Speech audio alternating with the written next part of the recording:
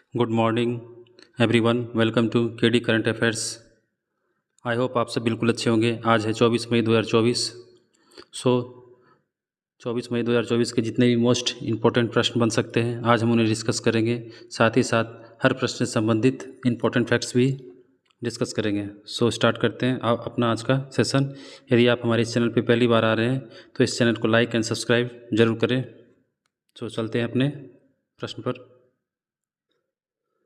आज का हमारा पहला प्रश्न है, AFC महिला एशिया कप 2026 की मेज़बानी कौन सा देश करेगा?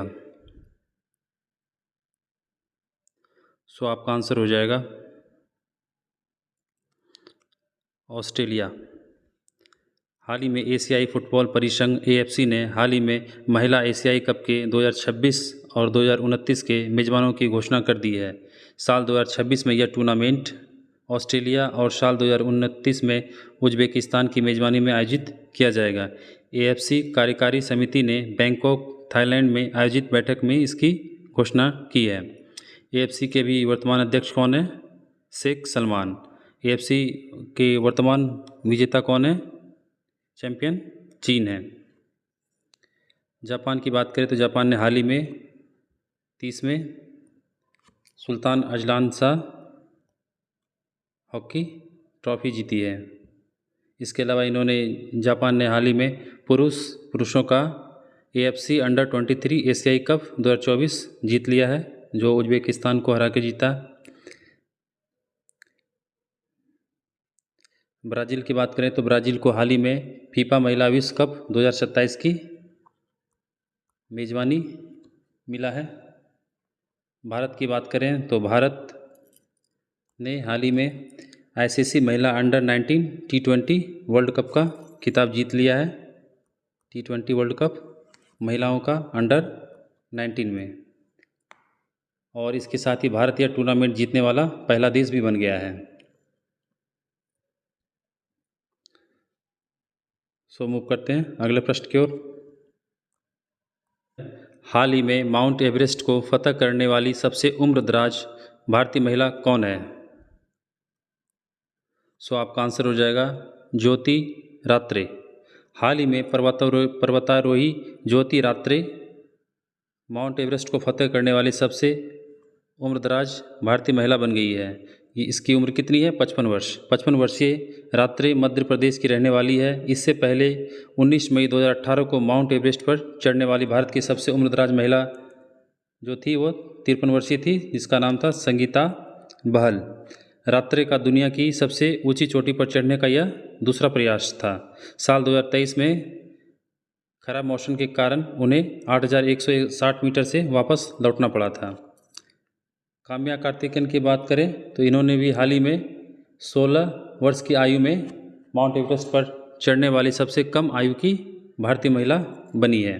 ये एक छात्रा है।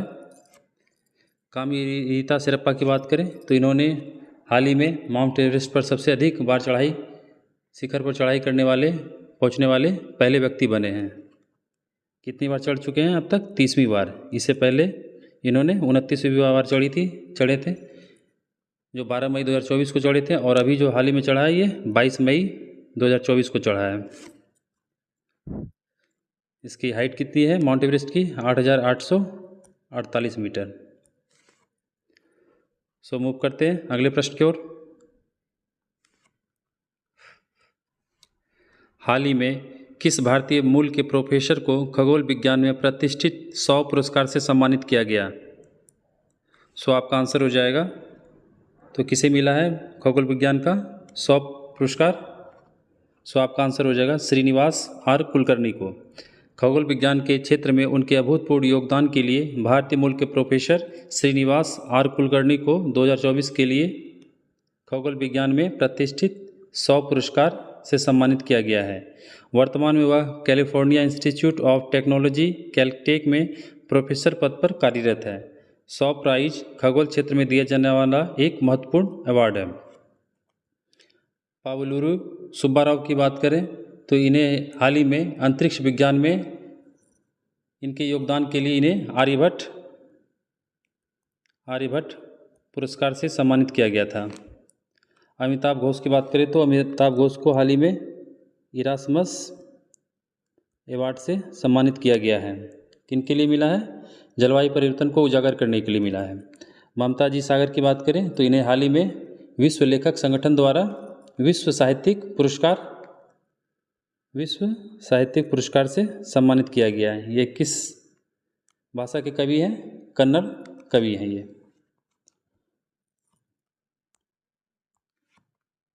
संयुक्त अरब अमीरात के राष्ट्रपति ने किस देश के राजदूत को प्रथम श्रेणी स्वतंत्रता पदक प्रदान किया है? सो आपका आंसर हो जाएगा पराग्वे। हाल ही में संयुक्त अरब अमीरात के राष्ट्रपति ने देश में राजदूत के रूप में अपने कार्यकाल की समाप्ति के अवसर पर पराग्वे के राजदूत कौन है? जोस आगुएरो अविला को प्रथम श्रेणी स्वतंत्रता पदक प्रदान किया गया है। पराग्वे दक्षिण अमेरिका की एक लैंडलॉक कंट्री है। पराग्वे की राजधानी क्या है? असंसियन। और इसकी मुद्रा क्या है? Paraguay Guarani. संयुक्त अरब अमीरात की बात करें तो इसके साथ हाल ही में भारत ने आईमेक भारत मध्य पूर्व यूरोप आर्थिक कॉरिडोर पर एक समझौते ज्ञापन पर हस्ताक्षर किया है। इसके अलावा हाल ही में भारत के प्रधानमंत्री द्वारा वहाँ के राष्ट्रपति के साथ यूपीआई कार्ड लॉन्च किया है। पाकिस्तान अभी न्यूज़ में था, क्यों? इन्होंने हाल ही में अपना फतह 2 रॉकेट लॉन्च किया है। स्पेन ये भी न्यूज़ में रहा, क्यों? क्योंकि इन्हें हाल ही में 99वां ISA का मेंबर बना है। अंतर्राष्ट्रीय सोलर अलायंस का ये मेंबर बना है। सो देखते हैं अगला प्रश्न। किस भारतीय ने पहला भारतीय अंतरिक्ष पर्यटक बनकर इतिहास रच दिया है? सो आपका आंसर हो जाएगा गोपी थोटाकुरा। गोपी थोटाकुरा एक भारतीय प्रवासी ब्लू ओरिजिन के NS-25 मिशन पर अंतरिक्ष में जाने वाले पहले भारतीय अंतरिक्ष पर्यटक और दूसरे भारतीय बने हैं। न्यू शेपर्ड के 7वें मानव अंतरिक्ष यान मिशन में 6 चालक दल के सदस्य शामिल थे, जिनमें गोपी थोटाकुरा भी शामिल है। चालक दल में ऐतिहासिक व्यक्ति एड ड्वाइट भी शामिल है, जो राष्ट्रपति कैनेडी द्वारा चुने गए पहले ओश्वेत अंतरिक्ष यात्री उम्मीदवार हैं। तो ये है गोपी थोटाकुरा। सो मूव करते हैं अगले प्रश्न की ओर। प्रोजेक्ट एस्ट्रा एक मल्टी मॉडल AI एजेंट है, जिसे हाल ही में किस कंपनी द्वारा विकसित किया गया है? प्रोजेक्ट एस्ट्रा जो एक मल्टी मॉडल AI एजेंट है, तो ये किसके द्वारा किया गया है? गूगल के द्वारा। गूगल ने अपने वार्षिक डेवलपर सम्मेलन में प्रोजेक्ट एस्ट्रा का अनावरण किया है। यह एक बहुमुखी AI एजेंट है जो टेक्स्ट, वीडियो, छवियों और भाषण के माध्यम से वास्तविक समय की बातचीत में माहिर है। यह फ़ोन कैमरे के माध्यम से कोड की शुद्धता का आकलन कर सकता है और अपनी आवाज़ में भावनात्मक विविधता नहीं दिखाता है। स्मार्टफोन और स्मार्ट ग्लास पर प्रदर्शित एस्ट्रा का लक्ष्य एक मानव जैसा सहायक अनुभव है, जो अपने आसपास की दुनिया को याद रखने और समझने में सक्षम है। माइक्रोसॉफ्ट की बात करें तो माइक्रोसॉफ्ट ने हाल ही में दुनिया में एक नए कैटेगरी का AI कंप्यूटर की कैटेगरी में एक नया लॉन्च किया है, जिसका नाम है कोपायलट प्लस PC। इसे लॉन्च किया है। किसने किया है? माइक्रोसॉफ्ट ने। इसके अलावा ओला ने हाल ही में इन्होंने भारत का पहला AI मॉडल कृत्रिम लॉन्च किया है। ओला के MD और CEO कौन है? भाविश अग्रवाल। मेटा की बात करें तो मेटा ने हाल ही में अपना नया AI असिस्टेंट टूल लॉन्च किया है, जिसका नाम है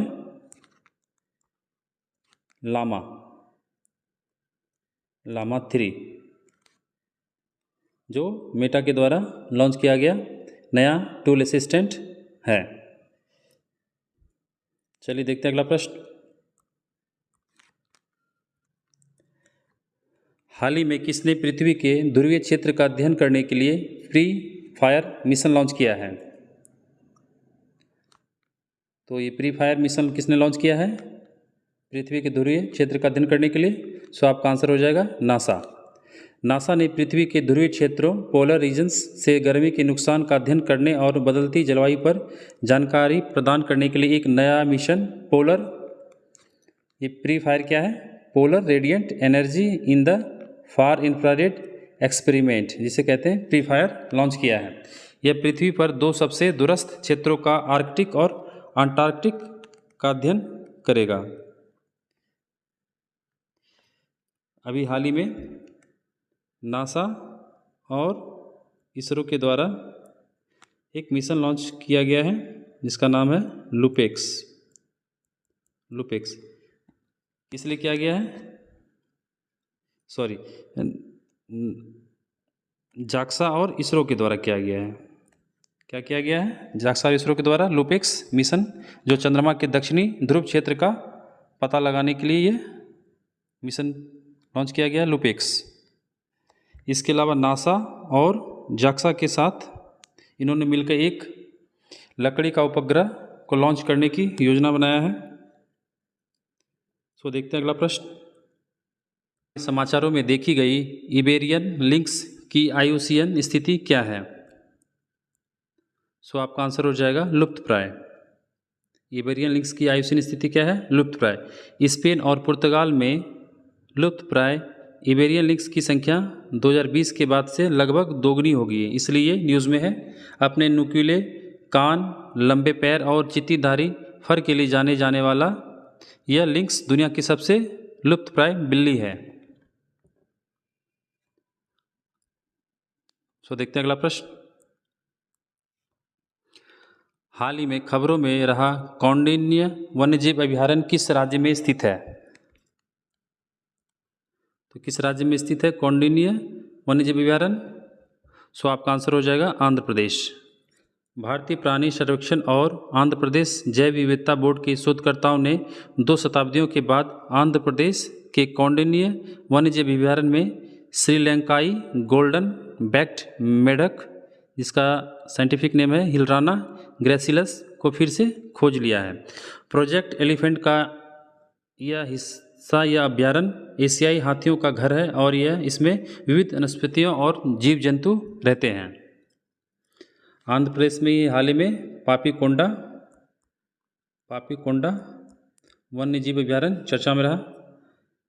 राजस्थान की बात करें तो राजस्थान में हाल ही में शेरगढ़ वन्यजीव अभयारण्य और Sariska tiger reserve national park जो न्यूज़ में रहा।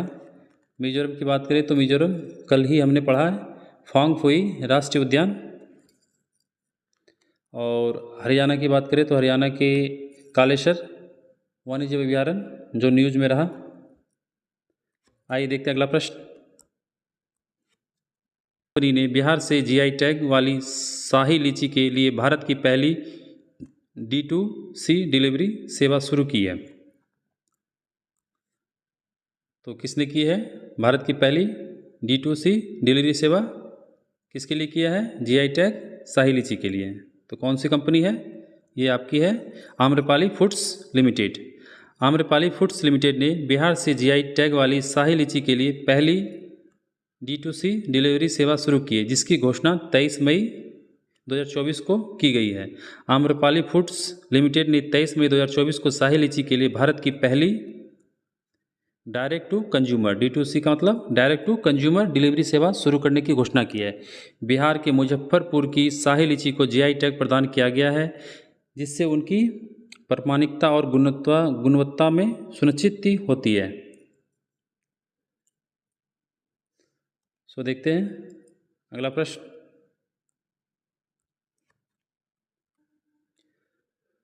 हाल ही में भारतीय वायुसेना ने कहां पर आपातकालीन चिकित्सा प्रतिक्रिया प्रणाली EMRS का उद्घाटन किया है? तो भारतीय सेना ने कहां पर आपातकालीन चिकित्सा प्रतिक्रिया प्रणाली EMRS का उद्घाटन किया है? सो आपका आंसर हो जाएगा Bengaluru. Air chief marshal VR Chaudhary ने बेंगलुरु के कमांड अस्पताल में भारतीय वायुसेना ने आपातकालीन चिकित्सा प्रतिक्रिया प्रणाली EMRS का उद्घाटन किया है, जो भारतीय वायुसेना कर्मियों और आश्रितों के लिए 24/7 चिकित्सा हेल्पलाइन सुविधा प्रदान करेगी। EMRS हेल्पलाइन तीव्रता से चिकित्सा निकासी और देखभाल प्रदान करती है, जिससे आसपास की चिकित्सा सुविधा से त्वरित प्रतिक्रिया सुनिश्चित हो सकेगी। इसके अलावा बेंगलुरु में ही हाल ही में इसरो चीफ एस सोमनाथ के द्वारा वहाँ दिगंतरा मुख्यालय का अनावरण किया गया है। किस लिए किया? अंतरिक्ष सुरक्षा को लेके। दिल्ली की बात करें तो दिल्ली में हाल ही में देश का सबसे बड़ा कौशल कार्यक्रम इंडिया स्किल्स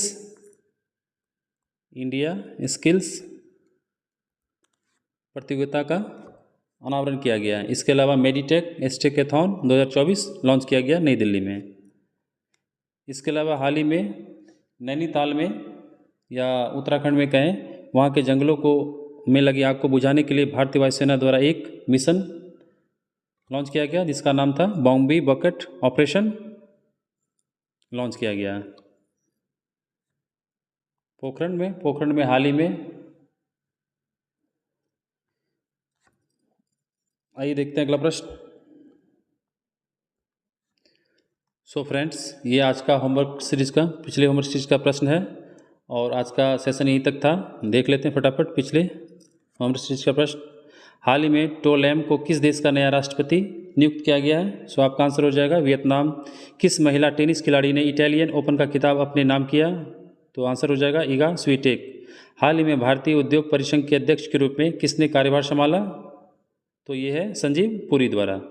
राष्ट्रीय आतंकवाद विरोधी दिवस प्रतिवर्ष किस दिन मनाया जाता है? सो आपका आंसर होगा 21 मई। हाल ही में खबरों में रही बुलावा अंतर महाद्वीपीय बैलिस्टिक मिसाइल किस देश द्वारा विकसित किया गया है? तो ये है रूस। सो फ्रेंड्स, चलते हैं अपने आज के क्विज पे। सो आप यहाँ पे 5 प्रश्न देख सकते हैं, आप इनके आंसर कमेंट बॉक्स में जाके कर सकते हैं।